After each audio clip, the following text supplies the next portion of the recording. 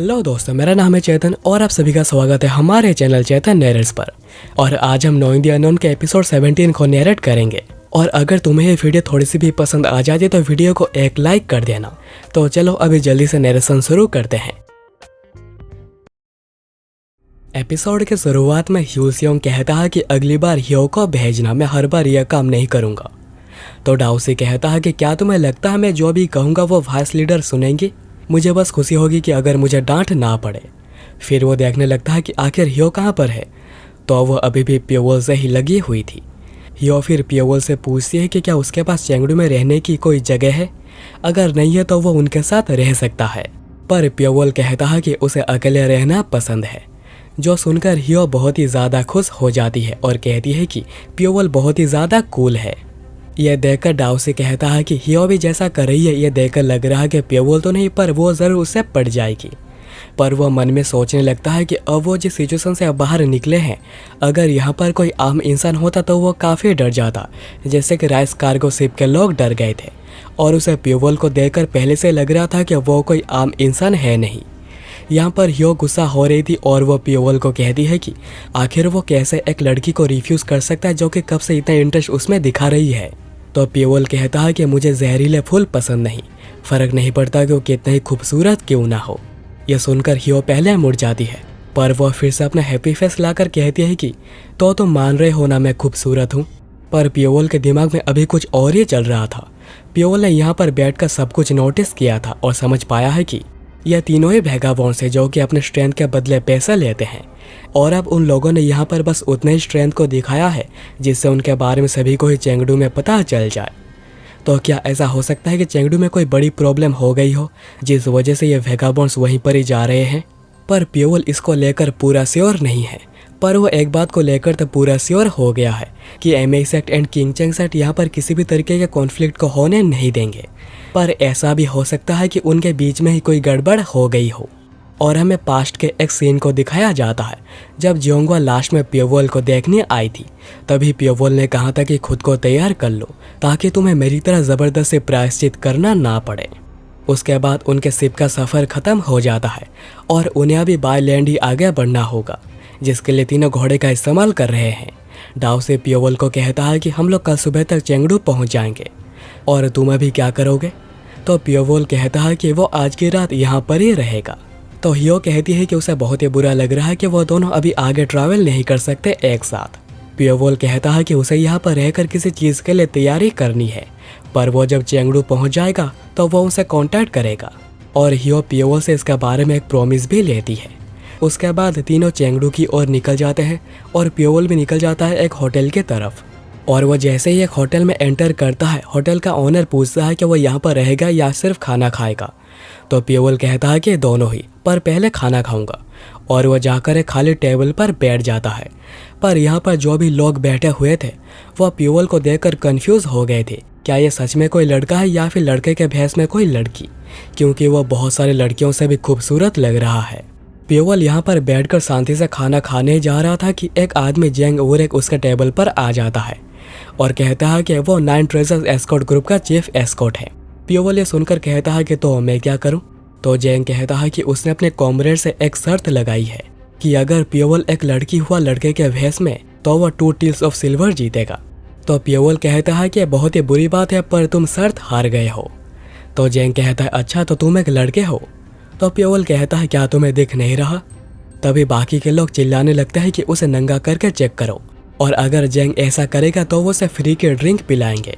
जेंग यह सुनकर प्योवल को कहता है कि चलो जल्दी से एक छोटा सा टेस्ट कर लेते हैं।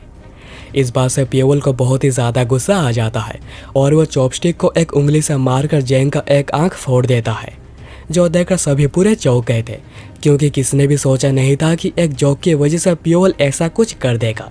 और इसे जेंग भी बहुत ही ज़्यादा गुस्सा हो गया था। पर प्योवल कहता है कि अगर तुम्हारे सामने कोई चीज़ है और वो तुम्हारी आंखें देख नहीं सकती तो अच्छा होगा कि यह हो ही ना। और वो बड़े बेरहमी से उसके दूसरे आंख को भी फोड़ देता है। पर यह देखकर बाकी के लोग काफ़ी ज़्यादा गुस्सा हो गए थे और वो सभी एक साथ ही प्योवल के ऊपर हमला कर देते हैं। पर प्योवल सभी के आंखों को ही चॉपस्टिक्स की मदद से मारकर उन्हें अंधा कर देता है। प्योवल फिर कहता है कि तुम्हें अपने कामों की रेस्पॉन्सिबिलिटी खुद ही लेनी चाहिए। उसके बाद सीन फोकस करता है अगले दिन सुबह चेंगडू में, जहां पर हियो और उसके टीम पहुंच चुकी थी। डाउ से कहता है कि चेंगडू का एटमॉस्फेयर काफ़ी ज़्यादा ब्रूटल है, क्योंकि यहाँ पर रास्ते में जितने भी लोग चल रहे हैं उनमें से आधों के पास हथियार है। तो हियो कहती है कि ये तो हमारे लिए बहुत ही ज़्यादा अच्छा है, ये काफ़ी अच्छी अपॉर्चुनिटी है। पर ह्यूसियोंग जो कि एक मॉन्क है, वो कहता है कि किसी का मिसफॉर्चून हमारा फॉर्चून है, इससे बुरा और क्या ही हो सकता है। और वो दोनों फिर से बहस करने लग जाते हैं, पर वो अब तक उनके डेस्टिनेशन पर पहुंच चुके थे।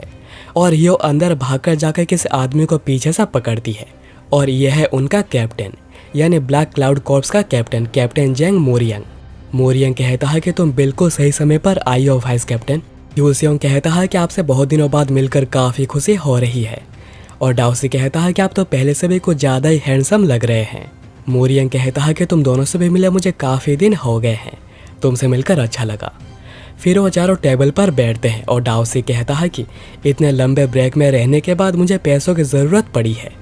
तो मोरियंग कहता है कि हम सभी इसी वजह से तो यहाँ पर मिलने आए हैं। डाउसी फिर पूछता है कि क्या वो सच में इस मैटर में घुसेंगे। तो मोरियंग कहता है कि क्या तुम्हें कोई परेशानी लग रही है, अगर लग रही है तो तुम यहाँ से जा सकते हो। तो डाउसी कहता है कि नहीं नहीं, ऐसा कुछ भी नहीं है, मैंने तो वैसा कहा भी नहीं था। हियो फिर पूछती है कि यहाँ पर ये सब कुछ किंग चेंग एंड एमिक सेट की वजह से हो रहा है, क्यों, है ना। और उन चारों के बातों से हमें पता चलता है कि पिछले 7 सालों से किंग चेंग एंड एमिक सेट के बीच में तनाव का माहौल बना हुआ है, पर किसी को इसका रीज़न सही से नहीं पता है। पर पिछले कुछ सालों में बहुत सारे डिस्प्यूट्स हो चुके हैं, जिसमें मार्शल आर्टिस्ट की लड़ाई से लेकर एक ऑल आउट वॉर तक हो चुकी है। और इन 2 बड़े सेट के लड़ाई की वजह से सिचुएशन पूरी डिवाइड हो चुकी है। और अभी ऐसा माहौल बन रहा है कि आगे जाकर एक बहुत बड़ा क्लास हो सकता है। यो सोच रही होती है कि आखिर वो दोनों किस वजह से फाइट कर रहे हैं। पर मोरियंग कहता है कि उनके लिए रीज़न जानना ज़रूरी नहीं है, ज़रूरी यह है कि उसे भी एक मौका मिला है अपने सपने को पूरा करने का। उसके बाद हम प्योवोल को देखते हैं, जो कि रात गुजारने के बाद नीचे उतर रहा होता है। और उसे देखकर होटल का ओनर सोच रहा होता है कि आखिर किसे पता होगा उसके इस कोमल से चेहरे के पीछे इतना रूथलेस आदमी छुपा हुआ है। और वो बस प्रे कर रहा था कि जैसा प्योवोल यहाँ से जल्दी चला जाए। प्योवोल फिर नीचे आकर पूछता है कि आखिर यहाँ पर किसको सिचुएशन के इंटरनल अफेयर्स के बारे में अच्छे से पता होगा। तो ओनर पूछता है कि इंटरनल अफेयर्स मतलब। तो प्योवोल कहता है कि वो दोनों सेट के सिचुएशन के बारे में जानना चाहता है। तो ओनर कहता है कि अगर वो यहाँ से निकलकर बाएं मुड़कर सीधा जाएगा तो उसे आगे जाकर वर्कशॉप स्ट्रीट मिलेगी, और वहाँ पर एक जगह है फायर ड्रैगन रूम के नाम से, वो वहाँ पर जा सकता है। फायर ड्रैगन रूम एक्चुअली एक सेक्ट है जिसे सिचुएशन के कुछ आर्टिसंस ने बहुत समय पहले बनाई थी, और वह बहुत समय से ही यहाँ पर बिजनेस करते आ रहे हैं, और वो उसके सारे सवालों का जवाब दे सकते हैं।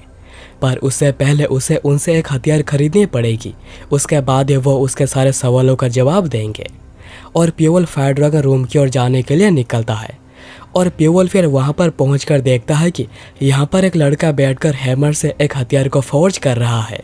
तभी वहाँ पर एक आदमी आकर उसके ऊपर चिल्लाने लगता है और कहता है कि आखिर उसे क्या लगता है कि वो यहाँ पर क्या कर रहा है। आखिर उसे किसने कहा एक हैमर को यूज़ करने को, मैंने कहा था ना वर्कशॉप में बिल्कुल भी हैमर को यूज़ मत करना। और वो ये कहकर उसके सर पे एक मारता है और फिर कहता है कि तुम्हें यहाँ पर जिस काम के लिए रखा गया है बस वही काम करो। यह सुनकर उस लड़के को बड़ा गुस्सा आ रहा था, पर वो आदमी उसे वर्कशॉप में एंटर करने से मना कर देता है कुछ समय के लिए, और उसे बाहर जाकर काम करने को कहता है। फिर वो आदमी प्योवोल को देखकर कहने लगता है कि लगता है कि हमारे कस्टमर ने कोई ऐसी चीज़ देख ली है जो कि उन्हें देखनी नहीं चाहिए थी। वैसे आपको यहाँ पर क्या चाहिए? प्योवोल पूछता है कि आखिर उस लड़के ने यहाँ पर क्या गलती करी थी। वो आदमी कहता है अच्छा तुम टैंक सोचू के बारे में बात कर रहे हो, मैंने सुना है कि वो टैंक क्लान का डिसेंडेंट है, पर वह बिना परमिशन का ही हैमर को यूज़ कर रहा था। क्या टैंक क्लान के डिसेंडेंट्स का हैमर को यूज़ करना अलाउड नहीं है? यह सुनकर वो आदमी कहता है कि क्या तुम सिचुएशन में पहली बार आए हो, क्या तुम्हें टैंक क्लान के बारे में कुछ भी नहीं पता? और ये एपिसोड यहाँ पर ही ख़त्म हो जाती है।